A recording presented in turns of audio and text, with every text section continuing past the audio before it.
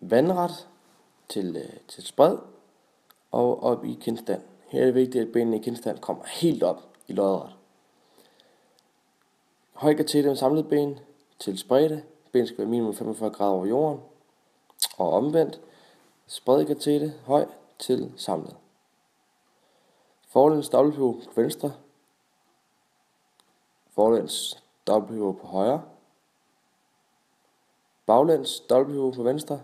Og baglæns dobbeltpivot på højre. Øv begge veje. Vendesplit. Benet skal helt op i vandret. Sushinova. Benet skal igen helt op i vandret.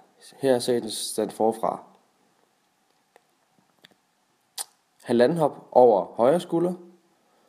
Og halvanden hop over venstre skulder. Sørg for at øve begge veje. Mølle baglænder. Araber hofte. Vigtigt at hoften kommer frem, og benene er helt strakte. Flash salto.